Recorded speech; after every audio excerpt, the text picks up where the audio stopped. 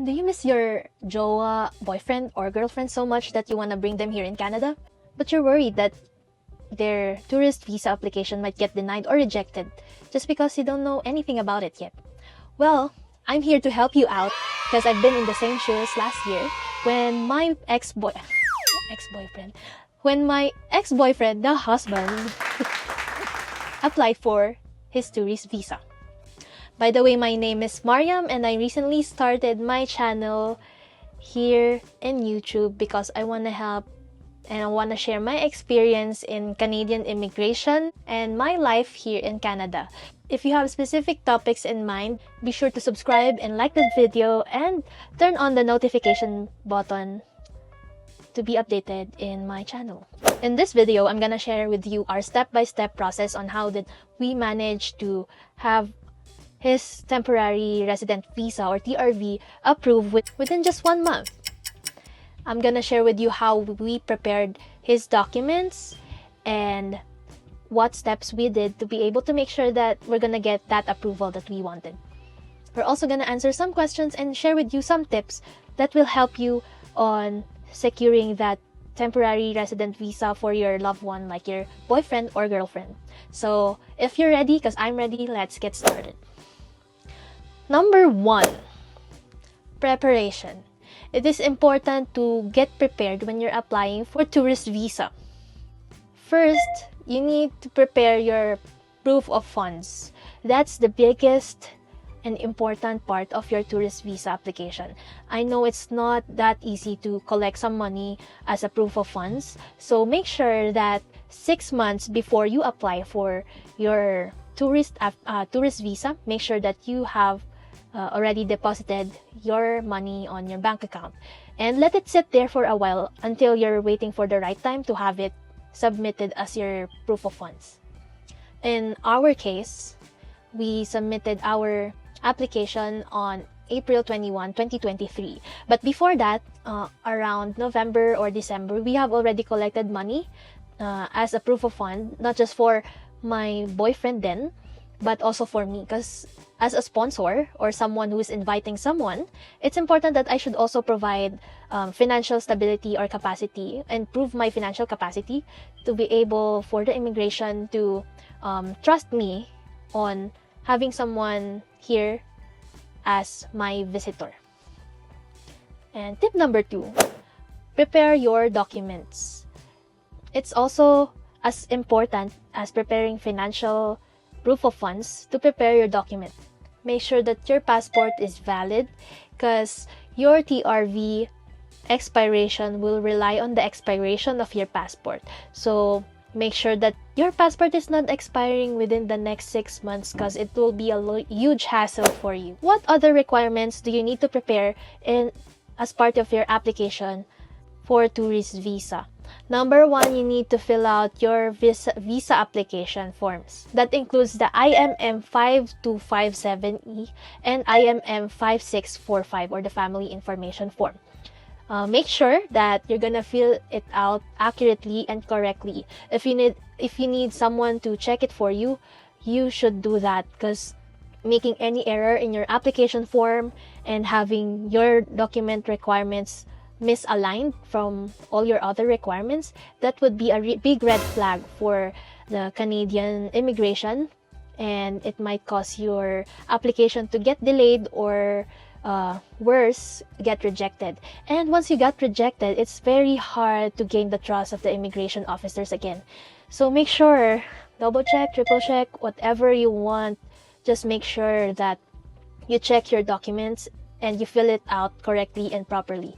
If you need legal consult, if your application is kind of tricky and there's complications with your application, make sure to seek help of a legal advisor or lawyer to help you with your application. Next, you should also have recent photos, and you can just ask a photo store to have you taking photos that can be used for visa application in Canada because they know it and they have also been doing it for quite a while now. Next, you should have proof of ties to your home country. That includes job certificate and property ownership, like your car or lot assets would also be considered as that. And demonstrating a strong home ties like those would be beneficial in your application because the immigration is trying to filter applications based on those who are suspicious that they wanted to stay longer in Canada. Make sure to also not resign because that's a big red flag for them. If you resign all of a sudden just because you're applying for a tourist visa in Canada. Next, have your travel itinerary. Even if it's a rough plan, it helps. Make sure that you have your flight details with you. It doesn't have to be a paid book flight detail or flight ticket. The important thing is you have your target flight details that you want to book in case you get approved in your visa application. So make sure to also include return flight tickets because you're going in Canada as a tourist. So you're always going to be needing to provide a proof that you will be returning in your home country. That includes your return ticket. When you also book a ticket, after getting approved, make sure that you're gonna book a two-way ticket, not just a one-way, because that's also a huge red flag. And immigration officers can still check you once you arrive here in Canada. They do random checks, so just be sure and beware that you have it with you. Just a quick tip if you're still listening here. You can always cancel your book later. Travel itinerary should include all the places that you want to visit. For my husband, we included other events like my birthday because he'll be traveling in July that time. So we included my birthday as a reason. There's also the Calgary Stampede that we would be attending to if in case he got approved. We also included Canadian Independence Day, which is in July 1st. So all the events that can be included there, and not just the destination. Like you can include Banff if you're situated here in Calgary. I advise that the duration of your trip should not be more than 1 month because it would also be very suspicious for them to have it submitted or to have an application that is past 1 month, especially if you're still in your current job. So as truthful as possible, make sure that your itinerary and your trip will not exceed, well, at least 3 months, will not exceed a month or 2 to avoid getting rejected. You also have to have invitation letter from your sponsor or for someone who is inviting you to come here in Canada. That also includes the proof of relationship. So as for me, I provided a proof of relationship together with the invitation letter. We mentioned that we're planning to get married in 2025 because if in case that you had plans of getting married, you can also tell immigration, to be honest, that you have a dual intent of also marrying here in Canada. But just beware and be cautious of that because sometimes those applications can have a hint of getting rejections because it can hint the immigration that you wanted to stay longer than what you're supposed to be staying here in the country. We also provided the proof of relationship for me and my boyfriend then because it's also part of probably background checking of the immigration. So it's a requirement for the tourist application. So in here, we submitted pictures of me and my boyfriend, video calls, screenshots. We also submitted some messages. We also submitted date night emails or love letters to support our proof of relationship that we are genuinely in a relationship as boyfriend and girlfriend. So that too should also be included in your tourist application for tourist visa. So once everything's ready, of course, we're ready to submit our application. In December, we have completed our proof of funds and we let it sit for a while we were preparing for other visa requirements. And by April 2021, we have launched our application. I have created the GC key for him, and we completed all the requirements that I have mentioned to you earlier and launched the application. That's it. That is very quick and fast. So, right after that, we have received a correspondence letter right away, and after a day, we already got a biometrics instruction letter, which leads to biometrics collection under VFS Global in the Philippines, in our case. He went to have his biometrics collected in Makati City in Metro Manila. By May 21, we have finally received what we've been waiting for. So we received the passport request and he submitted it right away. By May 28, we already got his visa stamp, and on June 26, he already flied to Canada. By the way, we have paid a total of $185, and that includes the $100 application fee, which is non-refundable, I believe, and the $85 biometrics fee. So in total, that's $185.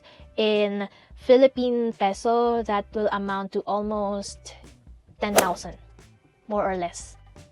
Now, let's quickly go through some common questions and myths that we currently encounter when we're applying for tourist visa. Number 1, is a huge bank balance guarantees approval?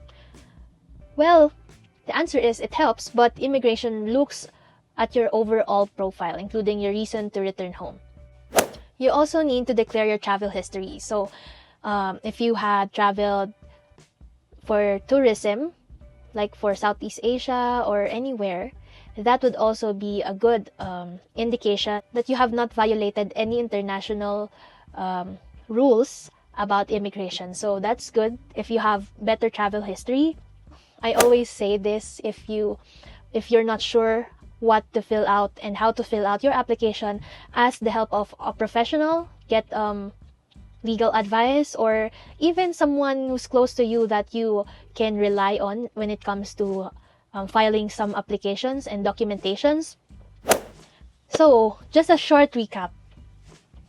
To apply for a temporary resident visa, or TRV, for your boyfriend or girlfriend, make sure that number 1, you are prepared financially and prepared document-wise. So you should prepare all your documentations like passport, travel history, application form, invitation letter, proof of relationship. And number 2, you should make sure that you show to the immigration that you have strong ties to your home country. So job certificates for your current from your current job is very important. Make sure that you don't resign in your jobs when you're applying for TRV, because it would be a big red flag for the Canadian immigration if you suddenly resign from your company. So don't do it.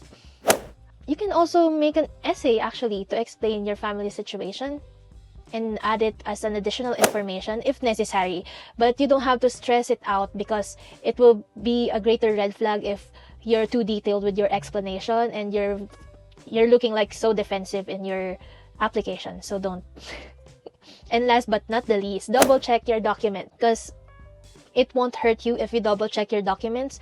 As a matter of fact, it will make you more safer against denial and rejection of your application. It will also help you to avoid delays in your application. So make sure to double check, triple check, and have others check it to make sure. You can also use the help of an AI tool if you need, or you can ask the help of professionals like legal consultants if there's some complications in your application. So that's it. I hope you learned from my experience, and I hope it helps you with your own application. If you have any questions, you can drop them in the comment section. And if you want more contents like this, hit like, subscribe, and turn on the notification bell so you won't miss any future videos about Canada immigration and my life here in Canada as a Pinoy immigrant. Bye guys!